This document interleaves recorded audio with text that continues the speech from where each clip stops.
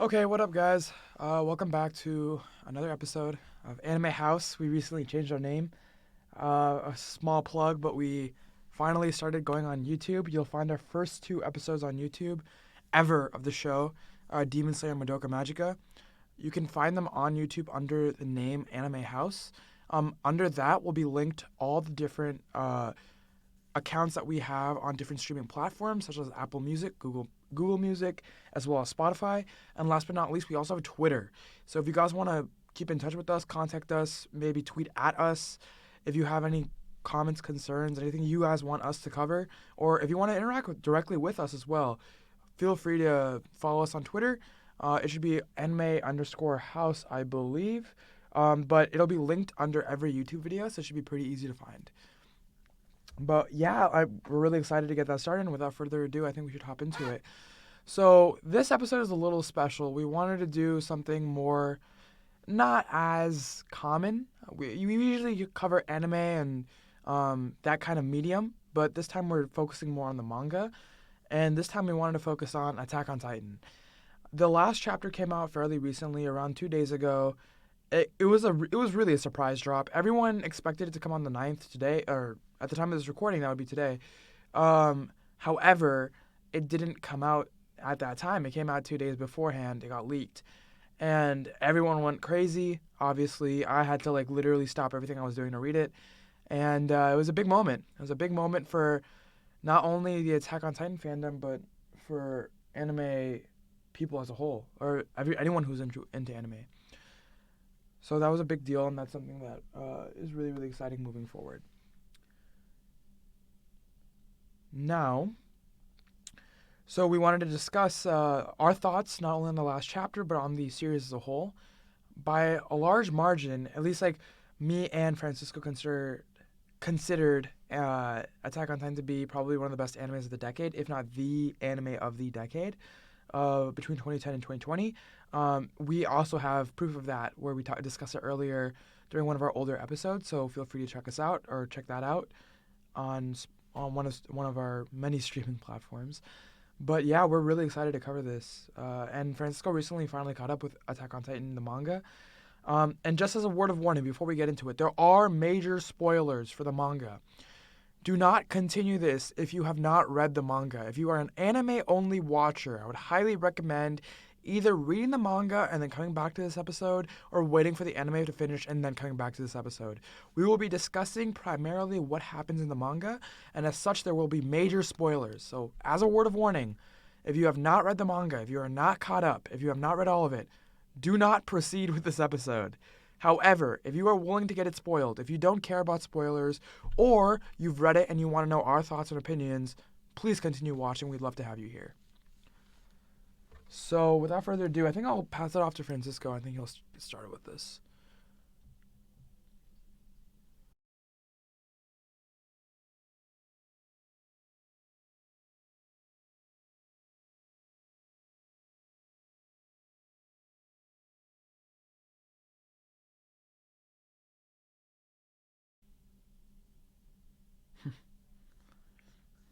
I was one of them. I was one of the monthly readers, but I have my own opinions on the ending. I haven't read anything about the controversies. I try not to. It's only controversy because people are just going out of their way and saying like this ending completely ruins the entire legacy of Attack on Titan. It's like I can't believe the author would write something so awful. And I'm like, I don't know. I read it in one go. I thought it was great. I mean, I had another friend who was saying like he doesn't understand how the author can finish this series in just two chapters. It feels like he wrote himself into a hole. And I thought it was gonna be like really bad. But I mean, when I mean bad, I mean like I've read some really bad endings in my time.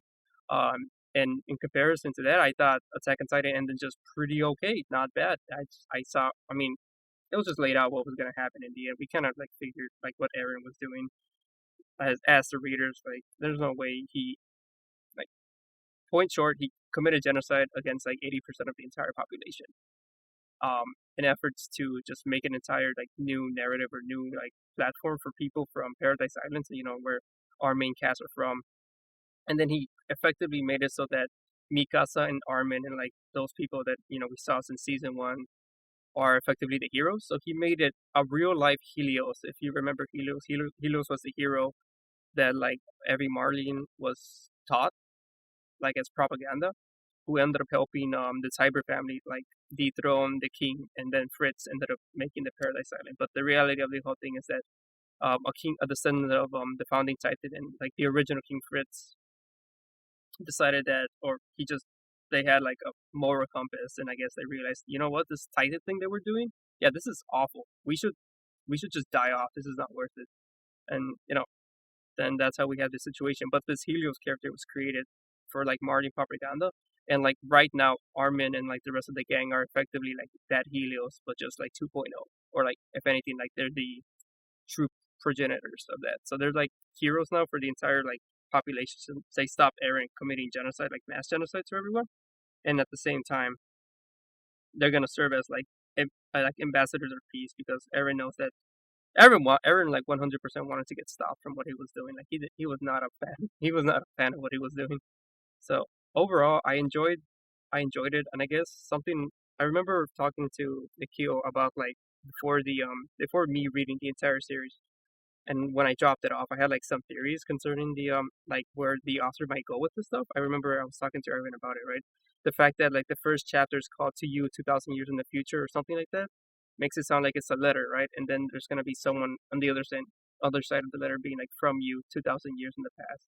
And then that, and the fact that Aaron in the first chapter, in the first episode, woke up, and then he was crying, and then Mikasa asked him, Aaron, what are you doing? It's like, I don't know, I feel like I just woke up from a very sad dream. And then that's like how we get introduced to Aaron, like him waking up from this terrible dream.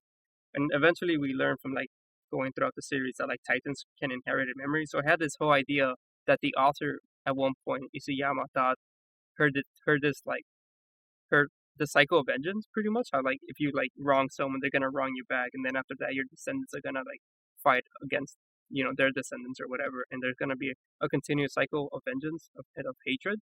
I thought that the author took that literally and made an entire series reflecting the perils of like how that happens. And I was thinking that like there was gonna be some magic thing that like caused Aaron to be in this cycle of and his own internal help, pretty much. The other thing that actually helped like with this crazy theory of mine, or like not even mine, I actually think it was a lot of people who thought about this. I think my sister might have been one of those few. But something else that helped solidify like or like help with this theory was the fact that when Aaron looked into his dad's memories, Aaron, the guy who had the attack Titan before his dad, looked at looked at Mr. Jaeger, and he said, "You have to do this for Mikasa and Armin." And then Jaeger responded with, "Who are those people?" And the only so that was like a message for Eren. And at that time, I thought it was because like Eren, that was technically Eren, like actual Eren. He was just traveling through time or something. But I don't know. I like that notion. I like the idea that the author was going through this like theme, the overall theme being of war. It's like very prominent in something like the Iliad, for example. That's like the first couple characters is like just war or rage or vengeance. I forget. Wrath is what it is. And Eren 100% embodies wrath in this series, especially when he was younger, 14 years old. And it's a great series to see. Just like something else is very terrifying about Eren is that he's like a child that was given immense amount of power. He's very similar to Gojo from in a way he's similar to Gojo from Jujutsu Kaisen, and the fact that Gojo has like this immense amount of power and he can do literally anything he wants to like have others submit to him, but he knows that that's not going to change anything.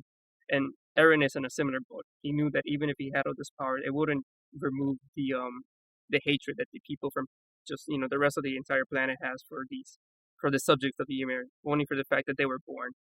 And there's a lot of interesting themes about that. I mean, like if we go back to One Piece, one of mine and Nikhil's favorite series, like one of the themes within One Piece is that children do not bear the sins of their parent, and like it goes back into just Attack on Titan and the fact that people are born, but they never actually like did anything to others, and they're still hated for just existing. And there's a lot of social commentary within the series. Humans are gonna be humans. Yeah, it's a lot of stuff. I guess I mean I've gone on many tangents, Nikhil, but if you want to like add your opinion on anything that I've said, like go ahead, just build off from that. I don't know. I think you've summarized them for the most part pretty well. I actually wanted to touch on that social aspect kind of part that I think is pretty unique to Attack on Titan as a whole. Um, I really like I really like that ending of what happened to the people. And I wanted to like segue a little off of this. So my thoughts on the ending really quickly. I thought it was. I described this to Francisco once he finished it. I thought it was high mid tier. So like I think there's high endings, low endings, and mid endings, right? I think this was a high mid ending. The reason I say that is because I know it was a definite mid ending, but it wasn't it wasn't bad by any means. Like I expected, like I literally expected a Game of Thrones esque like terrible ending, but I never got that. Instead, I got an ending that was really fulfilling to some degree, and something that was ambiguous. I think at the ending, one specific panel really struck out to me, and this is where I want to branch out of the social commentary part a little bit. Um, in the last chapter, there was a part where you see the two people, and then they're like, "We don't know if you're Titans or not." And then they take out their guns and they're attempting to shoot them. And then Armin gun jumps in the middle. He's like, "No, if we were already Titans, we would have already become Titans now. Like, there's no Titans. Titans don't exist anymore." And so now they're all people. And then the next panel, you see like them forming regimes and stuff, right? They're becoming like current society. It's almost like a callback to current society. Like no matter what, and pardon my language here, but humans are screwed. Like, we're always going to be stuck in this endless cycle of like almost violence, right? And no, regardless if we have Titans or not, like it doesn't change the fact that humans are always going to be humans, which is why I brought that up earlier when Francisco mentioned this, because I think it's innate human nature to want to be better than other people, and that like selfishness and that selfishness desire of like wanting more all the time is a very human characteristic. I think it's just a given that we kind of exist to not only please ourselves but to work for this greater cause that we so think is like this greater cause, right? And now the removal of Titans makes it so that the biggest threat in the world are the people. And now when the biggest threat in the world are the people, it just becomes a whole nother issue. And I feel like that's why I love that ambiguous ending because it was very relevant, right? It's relevant to today's society, but it's also relevant to like in general, like the biggest issue in the world are people. Like, there's really nothing else worse than people in general. So I really like that ending. Actually, that's why I think it's high mid because I love that ambiguity, but that callback to the idea that people are kind of in control of their own fates, but also like they're not. Um, and that ambiguity kind of provides that. I think we've got that in the first chapter, right? And then it just continued as the series progressed, and I think it was very evident in the last chapter that that's what the over one of the overarching themes of Attack on Titan is about. Like, yeah, yeah, that's what I wanted to mention. I really love. There's a lot of plot twists throughout the entire series. Like it starts off you thinking like there's nothing outside of humanity, and then like as you go through it, you meet characters, and then you meet how they interact, and then it had a whole mystery aspect. It went through the other thing that a lot of people like to mention is how Isayama took a character from a shonen, right, from a regular shonen who like we imagine gets these amount of powers, and then they go off and change the entire landscape of their their setting, right? But in this case, we have, and people love to make this one. We have Eren, who's like a traditional shonen protagonist who, like, you would imagine just gets stronger as he screams, but that's what he thinks, and then he gets his ass just beat out of him into like submission in reality from like our boy. What's his name again? The strong humanity strongest. How do I forget? Levi Ackerman. There we go. From Levi Ackerman. That was a great scene, but it's like it's like you put a shonen protagonist into a seinen manga setting, and then you see what happens. So that was an aspect that I very much appreciate from season one, and that's kind of how I saw it. A lot of people like, especially there's a lot of controversy when the first season dropped concerning like it's just overinflated hype, and I thought it was great at the time for that one exact commentary that I just made concerning the characters themselves and like and what and where they find themselves in. The other thing that I also wanted to mention is like in a part of Aaron's character is this whole notion of freedom and like what it means to be free. for him, I guess it's like a lot to be free. And I remember one comment that he made to Armin that really resonated with him was like when he admitted, it's like, Armin, when I learned that there was human outside of the walls, I was disappointed. And I don't know, that speaks volumes to like who Aaron is as a person, because what does that mean for his reality when he learns that they're not the last surviving humans, and like these titans are just not monsters inherently, but rather just mindless animals just brought to life from his like his people, like other humans. That's actually something I wanted to touch upon a little bit. I think the idea, especially when it comes to Titans, and like this is something I wanted to quickly discuss here. Titans are a really interesting concept, I think, just in general, because one, they tie into your point, Francisco, but two, I think that Titans in general are like an excuse, right? Like, I don't know how to put it, but well, the best way I would categorize Titans are like, you're right, mindless animals, but to a greater degree, they're a problem that society doesn't want to deal with. And in a lot of cases, like we saw this after the time skip, right? When they would line up the people along the mountain, and then instead of like shooting them or killing them, the worst possible punishment, and this was far worse than death. A lot of the, I, it was such an impactful chapter because you saw them like they would take people, they'd put them. What was it, the Eldians who did this? Well, Eldians are the country from the subject of Ymir. I mean, we're probably not going to touch on the history of Attack on Titan, but like think of Eldians as like the country, Yeah, and like the subjects of the Ymir are the ethnicity of most of the population of that country. yeah. But I remember what they would like. There was a really big chapter about this where they would like take them to the mountain, and instead of killing them, they'd all beg for death. They were like, "Please, just kill me. I don't want to do this." But instead of killing them, they would inject them with like the Titan serum, and they'd push them off the mountain, and they just become Titans, and they just be mindless monsters thrown into the world.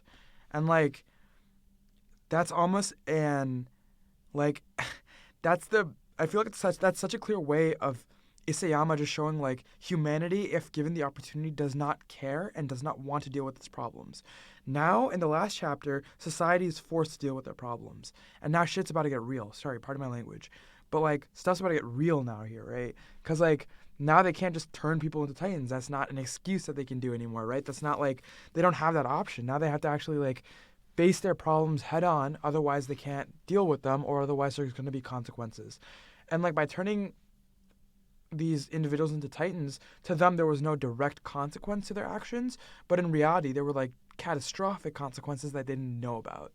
So it also plays into that idea of like that subconscious, like if I can do this for a short-term gain, then it doesn't matter what happens in the long run. But no one's thinking about what's happening in the long run, and Aaron was able to take full advantage of that, as we see in the last few chapters of Attack on Titan, where he goes berserk and he wipes out 80% of the population. And I'm not gonna lie, like he was kind of justified in doing that, just because like I mean he's not justified in committing genocide. That's just a given. But like it was going to happen one way or the other based on their immediate short-term actions of what they were doing constantly with people. So just wanted to point that out as well. Yeah, it's it's pretty, it's crazy that you say he was like justified. I mean, you're gonna hear a lot of like people probably like trying to do that, but I mean, I technically don't say it like that. I mean, he himself doesn't even say it like that. By he, I mean Aaron. Aaron hated what he was almost forcing himself to do. Right, but like that's the thing, right? Like I'm not saying it was like I'm not saying it should have been done. Like genocide is never good, dude. But I am saying though that he at the end of the day he forced himself to do it, and he still believed in what he thought was right, right? And I think he saw the problem. He saw the problem with humanity and society in general, that they were never going to change unless he forced change.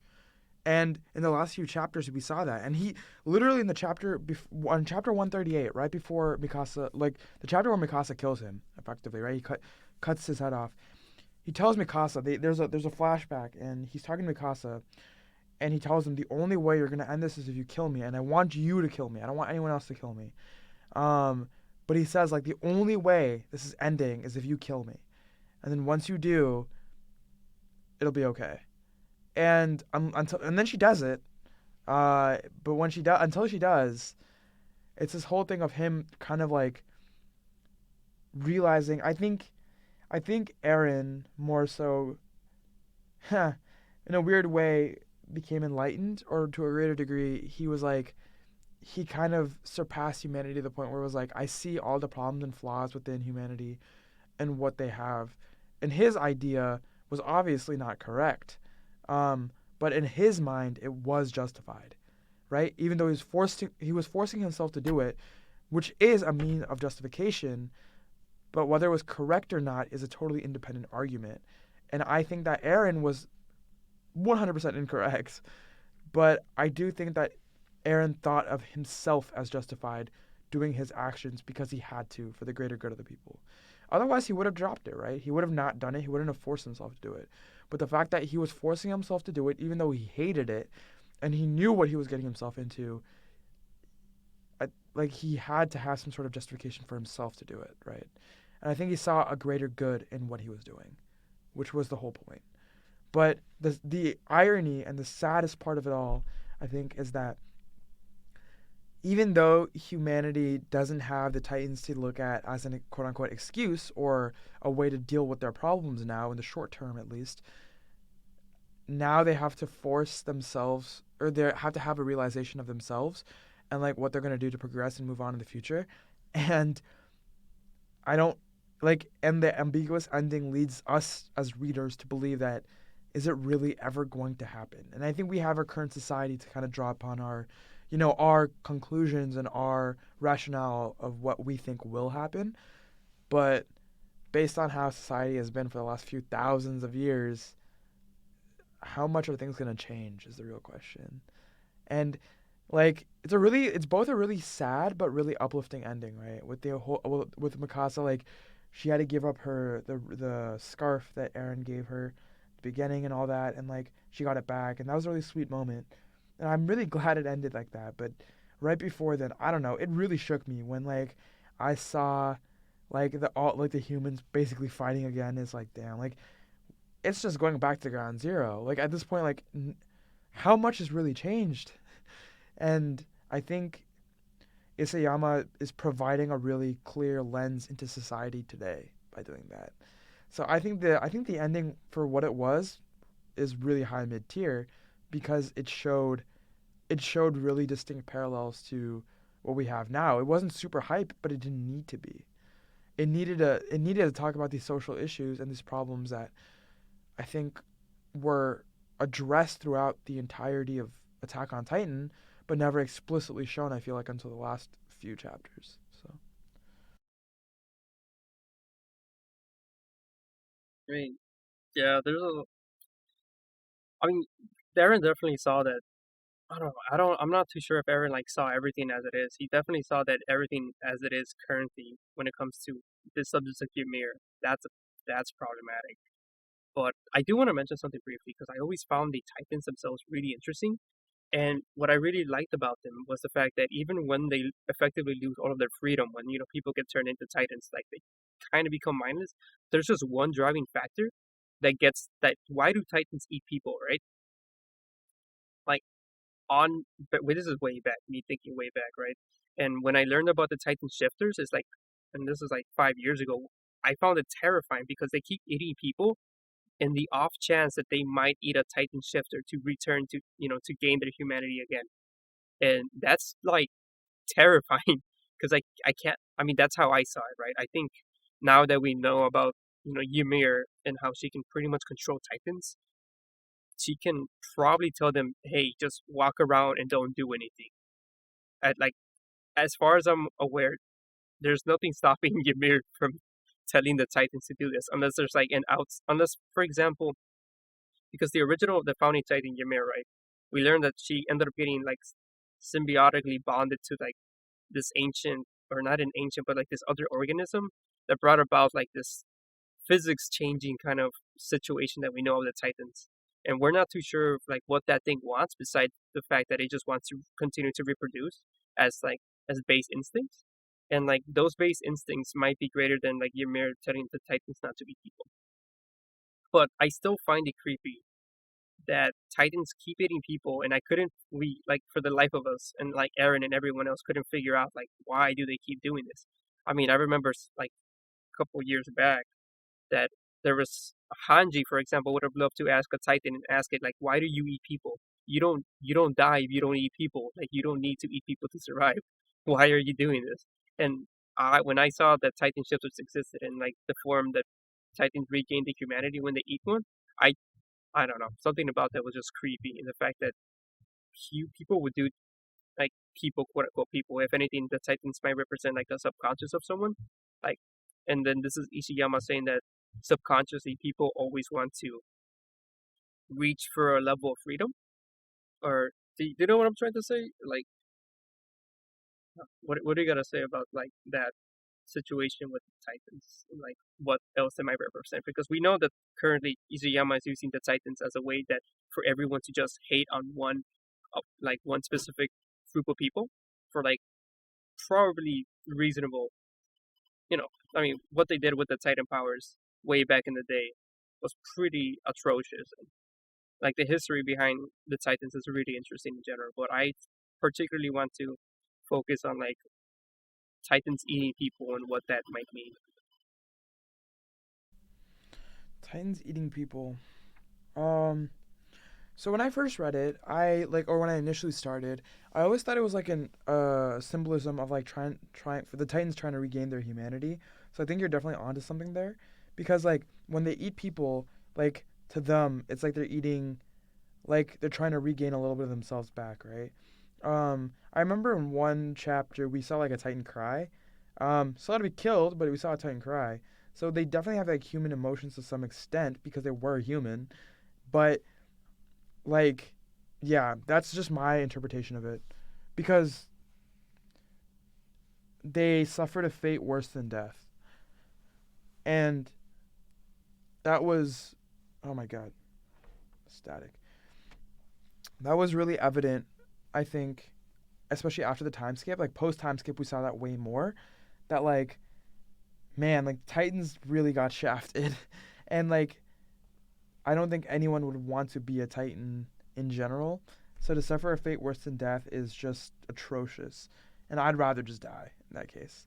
So I think it's just them trying to regain a bit of their humanity back, or trying to get themselves back at the very least. I also want to add that, and this is a Reddit comment I actually found. So I want to shout out you slash Veronica for this one. Um, but this person says, I think they represent the greed and selfishness of autocracy. There are outside terrorism necessary. There are the outside terrorism necessary to keep the populace under control. Not all of them had a hand in creating Titans, but regardless, they took advantage of this threat to keep themselves above everyone else. I think it's a pretty good representation right here. And oh my god, to a greater, oh my god, that's it. I think Titans metaphorically represent fear. I think the fear in humans, in terms of like what they don't know, the fear of the outside, the fear of not knowing what's to come, the fear of the future, and the fear of the past. I think that's what Titans represent. I think fundamentally the Titans represent fear. I think this is shown throughout the entire series. Like the way that that Isayama chooses to portray them are in very, very, very like dark, very almost disturbing like ways, right?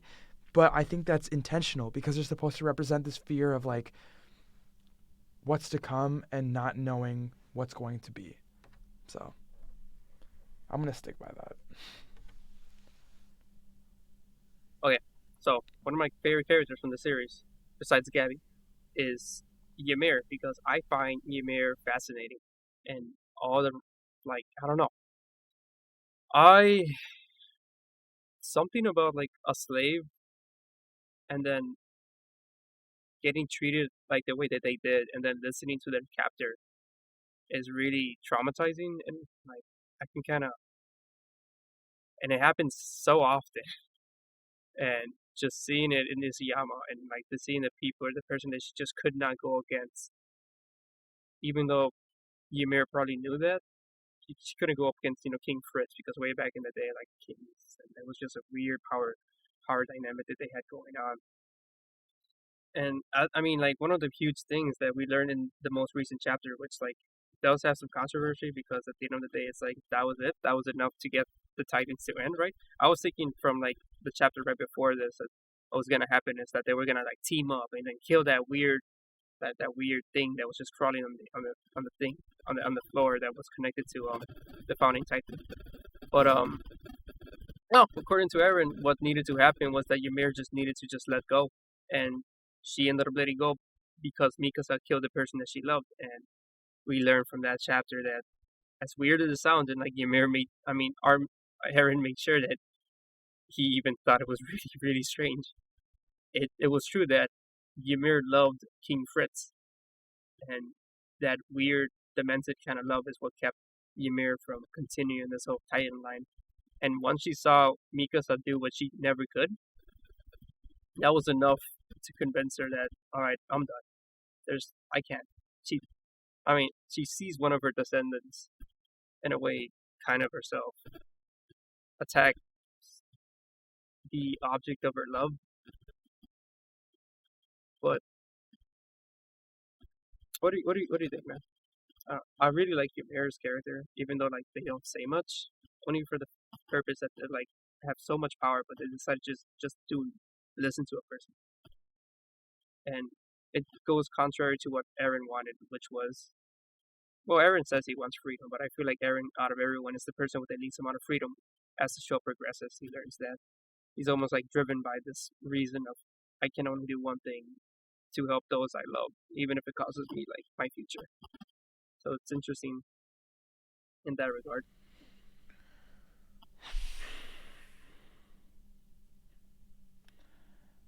Hmm.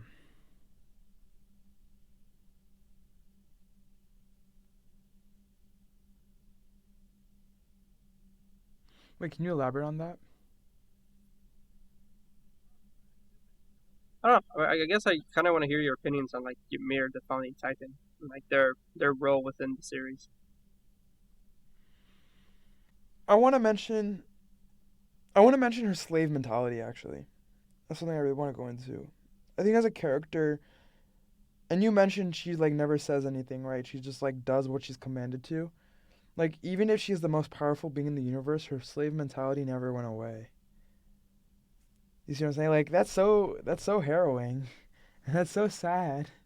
And like she's arguably one of the most like free individuals in all of in the entire Attack on Titan lore. She's the most powerful by far, and yet she's not even free. She's been a slave, and she will always continue to be a slave, whether it be something or other. Um, and I think that's really sad, honestly. And until Aaron told her that like she can be free, like she was always a slave. Like I don't know how else to put it. That's literally her character. Yeah, her and Aaron are similar in that regard, in that they're slaves. Aaron is a slave to like the future, pretty much, and like this form of causality, while she's just a literal Well, I think slave. they're both. I She think they're can't. both slaves to like mentality too. At the end of the day, right? Um, Aaron is a slave to his idea of will and freedom, and she's a slave to like everything else. Like well, she was also literally a slave, but like I think both metaphorically as well, because even when she became like the most powerful like person ever, she was still a slave to her mentality. Yeah, I think Askeladd from Vinland Saga is like everyone's a slave to something. You just Yeah. gotta realize what it is. Not too bad. There was a so going back to the last chapter. There's a couple people who are saying that they feel that Ishiyama changed things, and this goes back to the comment that Ishiyama made years ago. Have you ever seen The Mist, like that movie? Missed? No, I have not. So pretty much what happens in that movie, it's that it's like an apocalyptic situation, and you follow these groups of characters, so a family, right? And as they're trying to survive and like find get out and just continue humanity effectively. Um, as the movie progresses, you eventually get to a point where like the people, in particular the dad, the dad begins to lose faith.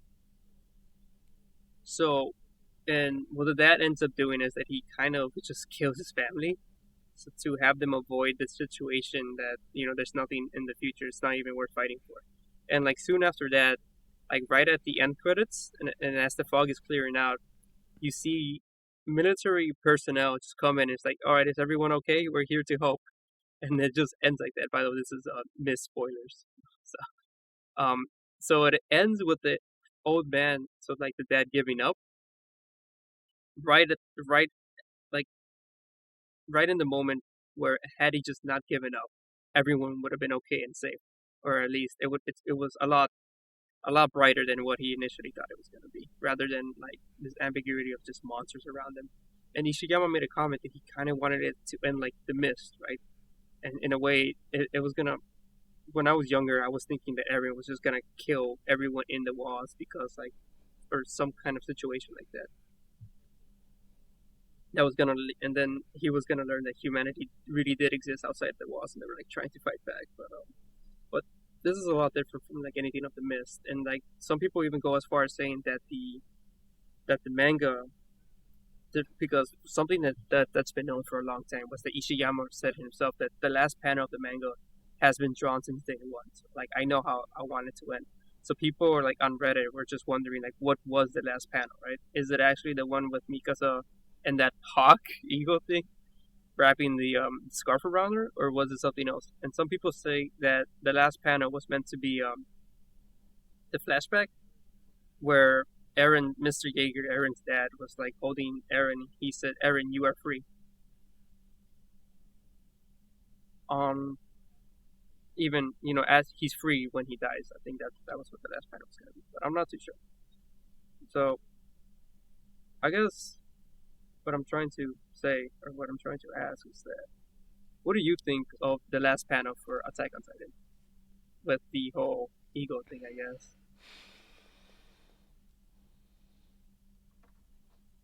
I think there's a few ways to interpret it. I think that one way you can interpret it is that the bird represents like the freedom of, or the release almost and freedom that Eren experienced when he died. And you could argue that the bird was maybe a reincarnation of Eren himself.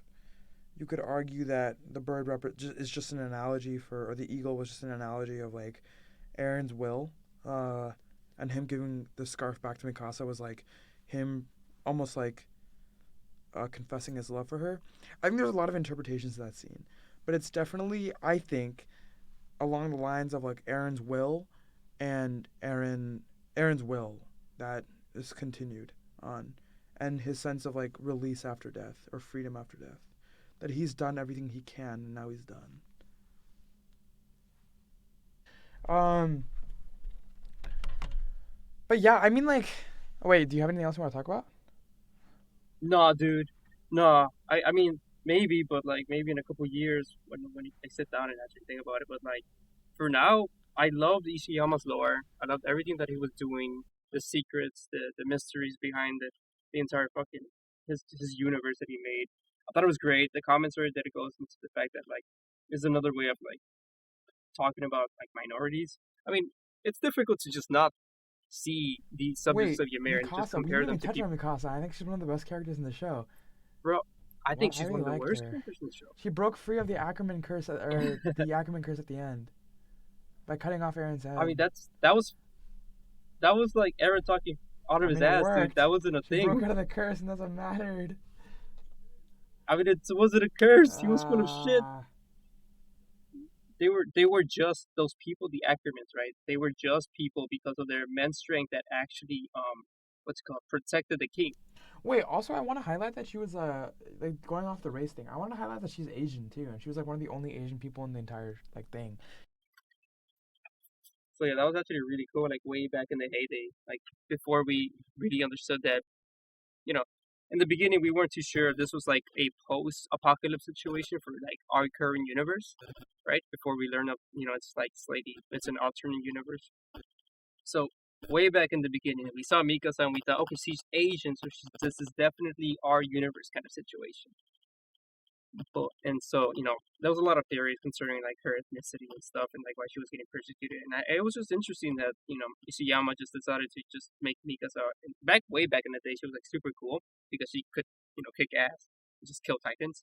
But I think as the series went on, she was definitely someone with like high potential. Her character devolved into just being she's really good at killing characters and she really cares about Eren. And one of them is a byproduct of the other, which kind of sucks. But I don't. So like going back to the Ackerman thing, I don't. Everyone was talking out of his ass. The whole Ackerman just inherently wanted to protect like their king or whatever. That was full of rubbish. He just did that to piss her off, and make her more antagonistic against him.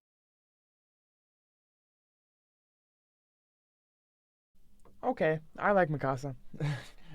I like her character. Um, Regardless, I mean, I feel like there's obviously more we can get into, and I'm very excited to see how the anime is going to close, and then maybe movie.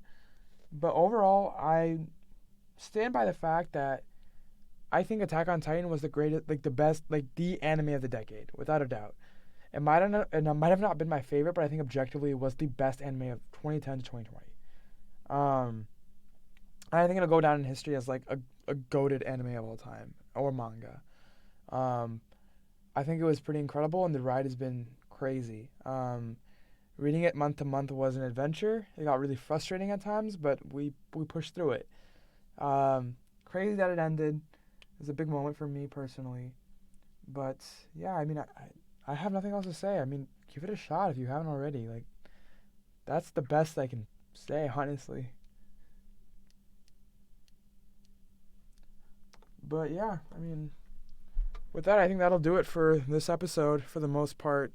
Obviously, with a lot of our other episodes, there's so much more we can get into here, but um, I think we wanted to touch more upon the manga and like certain aspects and themes and overall characters without getting too specific. But Attack on Titan is one of those manga or shows that if you want to dissect each character, you really could, and you can spend a long time doing it. But unfortunately, within about an hour span, give or take, it's impossible for us to go into each and every character. So we did do the best we could, but hopefully in the future we'll do another Attack on Titan episode once the anime is done, and by then I think we'll have a lot more to say based on what we've said previously.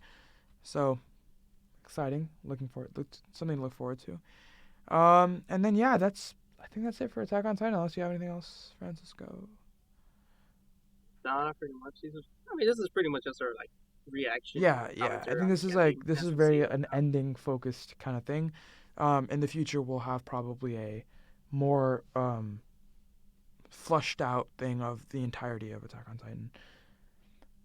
Maybe it's already. I don't know. There's some things about that I'm really interested in. I particularly like the ecology revolving the Titans. For example, I was really interested in the fact that I think it was like season one that someone like made a comment about like when Eren transformed, that the agriculture around him came to life, and I that led many people to like theorize that maybe the Titans were like an experiment gone wrong by humanity in a way to like fix the yield issue when it comes to agriculture and stuff like that by like messing up with a bit of I don't know messing up with something because like they exist in almost like defining the laws of physics kind of way.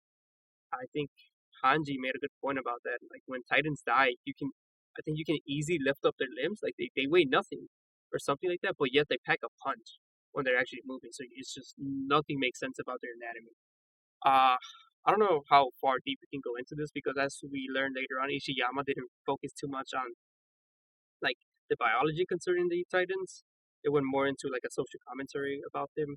But there's like, especially in the beginning, there was like, tons of things. I think that might be another reason why, especially with the monthly readers, that the expectations were just massively high, which led to a point of like contention.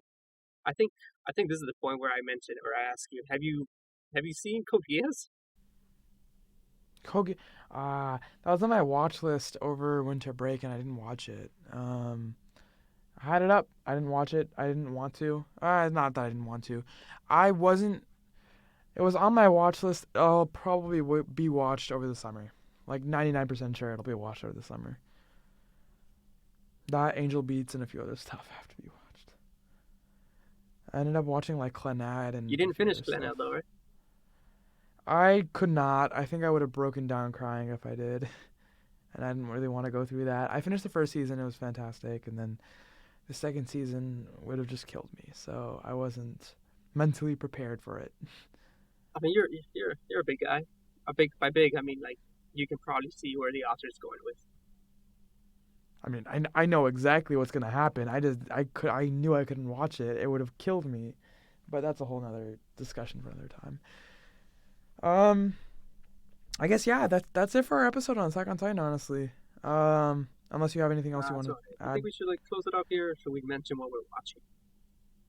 we can mention what we're watching. I don't think there's anything wrong with that. Uh, quick debrief on what's happening. Spring 2021. We got the new Spring 2021 season. Recently finished One Direct Priority. Top five anime, no question. I loved it. Um, I would wholeheartedly recommend it, but it's very hard to talk about. So I'd recommend watching the first two episodes and then judging for yourself if you want to continue. It's very hard hitting. Um, don't watch it when you're in a bad mood. It'll put you in a worse mood. Watch it Watch it in a state where you're indifferent or you're in a okay mood that you can handle it. It's a lot. It emotionally packs a punch, but it's really really good. Um, so watch that recently. Recently finished Infinity Train, which we'll be doing an episode on coming up soon. So get excited for that. And then after that, I'm watching a few of the 2021 spring stuff. Tokyo Revengers is something I'm looking forward to. I'm watching the Godzilla SP. Finished season 2 of Beastars, absolutely fantastic. Gave up on Promised Neverland, absolute trash. Um, and then I'm also watching Shaman King.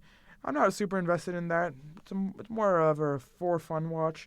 Um, then there's an anime I'm watching right now that's actually severely underrated, and people are just not talking about Like it. for this season for spring. For spring I 2021, mean, I yeah. haven't even started watching spring season anime, dude. I'm not. I'm chilling. Oh, you can probably honestly binge this. It's an easy one to watch. At least I really enjoyed it. It like the first episode was really good, and like the emotional level. If you like music as well, like I think you'll like it a lot. So like quick backstory on this. I grew up playing music for a lot of my life, so music is a big part of my life personally. So I'm a huge sucker for a lot of musical related anime. Kono o something is a really good one that came out 2 years ago maybe.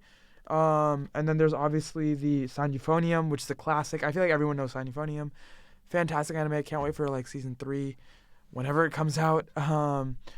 But this anime, sorry, I keep forgetting the name. Mashiro no Oto. That's the anime. I think it's one of those sleeper picks, I think. Um, it's definitely fun. It's not like it's serious, but it's also like it dives really into music. So if you like music, you'll like it a lot. Also, Shaku Netsu Kabaddi is pretty good. Loosely based off of like a ancient Indian sport, and I didn't know it was like a thing outside of India. So that was really cool that I found out that like Japan knows about it and they have an anime about it, and I was like, no way. So I ended up watching the first episode actually pretty recently. I told Francisco about it too, and it was good. It was fun. Um, Literally, it's a show that doesn't take itself seriously, but it's just a fun sports anime to watch. Short, sweet. It's a good one. It's a good one. Joran is something I've been kind of interested in and looking at. Haven't got around to watching it yet. Fruits Baskets, obviously the finale. You already know I'm watching it. I'm a sucker for it. Fumetsu no Anata, I cannot wait for it. It should be coming out So in the to next few your, days. to you, the immortal or something like that. Yeah, the Immortal. Yeah. And then Tokyo Revengers is another one I'm very excited about as well. But those are the anime that I think I'm watching this season and like that I'm looking forward to as well. And as far as anime I've watched last season, I mean, obviously One Direct Priority. I think it's the best anime of 2021 so far. I have yet to see something that kind of like matches in how good it is. Um, Obviously Beastar season 2, fantastic as well, really really good. Last season was kind of weird. Horimaya, that was good. Good, it was cute more than anything. It wasn't amazing, but it was cute. Um, But yeah, a lot of stuff to look forward to. And then I finally got Demon Slayer tickets for opening premiere day in the United States. So I am beyond excited for that. Finally going to be watching it and really excited because we all know we're getting season 2 over this break. But then last but not least, for all the JoJo stands in chat, part 6 got announced, Stone Ocean. I know we're all excited. I know I am. They So got it's going to be announced a that good it's one. being made, So or do they even have like spring or like spring? they don't have a specific release season, but they announced that it's being made and they showed a trailer for it. So my guesstimation is that it's going to come out either fall or winter of this year at the earliest, at the latest probably 2022. So it should come out in the next year and a half. So like pretty exciting, pretty exciting. I'm looking forward to it a lot. But yeah, other than that, I mean, that's what I've been up to in terms of the anime manga scene, and others. I also rewatched like 9 Studio Ghibli movies, so Yeah, they're all really good. I should probably get on that. I guess. I mean, we did okay. So like, I also saw Wonder Priority. I mean, the last episode is not gonna air until June, right? So like, we still got Yeah, some time to talk, but we're not probably not gonna make an episode about it. Probably not. probably not. It's a show that the reason that it's very hard for me to describe is because it deals with some really really really heavy concepts that are both relatable but also like very hard to talk about and discuss. Um, and I would wholeheartedly recommend it still. It's just a very hard watch, and as such, like it's very hard to talk about. Based on how the last episode goes, though, we'll see. But I don't have any plans to discuss it. However, if you guys want us to talk about it, and there is like a lot of, if you guys comment on Twitter or something that you want us to talk about it, like we'll make it happen. But as of now, I don't have any That's plans fine. to. That makes sense. I love it. It's one of my top five favorite anime. Me and Nikhil have a list. When it comes to five favorite anime, we usually just go on things that we like. It's not like it's Yeah, pretty much. like There's no objective top five. I think all top fives are there are subjective. shows that I So, think this is a masterpiece, and but I don't usually those I don't even put on my top five. It's like why even mention it? Like I mean, One Piece is like not. It's like a separate I do like One category of Piece a lot. itself. Like there's certain like anime and manga that I think I just put separately. They don't. I don't know how to categorize them per It's weird. It's se. like I So know for me it goes back to the fact that like when I say favorite, I just think things that like impacted me or things that I like really like. yeah, Hell, I yeah. even have if you would give me a top 10, I would put Bleach in there, like in the 10th category, even though I think it's not very good, but I like it a lot. But Uh, I guess I can talk about some of the stuff I watched last season. I Kimono Jihen, that's like super mhm. cute. I love it a lot. People who know about it, I read the manga, so I'm caught up to what's going on. They have some of the cutest relationship. The couple rather from like last season who were familiar, Khan and Kabari. Kabari, I think that's what the guy's name is. So that's really great. The other one is that I ended up watching besides Kimono Jihen was also What I'm a Spider. I'm caught up with the manga for that one, so I think it's pretty great. Super cute. You watch it only for the like internal dialogue of the main character. She's great. She reminds me of a friend of mine. If anything. So I really enjoy it. I guess I could talk about what I've read. I know that I mean things that I'm currently reading, but like for example, I know that and we mentioned this in an episode long ago about the fact that Record of Ragnarok, once it gets an anime, it's gonna be big, it's gonna be huge, and we learned within the last month or something that Record of Ragnarok is getting an anime, a Netflix adaptation, so that might be exciting. The only thing about Record of Ragnarok was that it's from Netflix, and I don't know. Something that was crazy about Netflix a while back is that House Husband anime was like animated in its great manga, but I hear that it might have been animated by one person, which would explain why it looks like it's a PowerPoint presentation.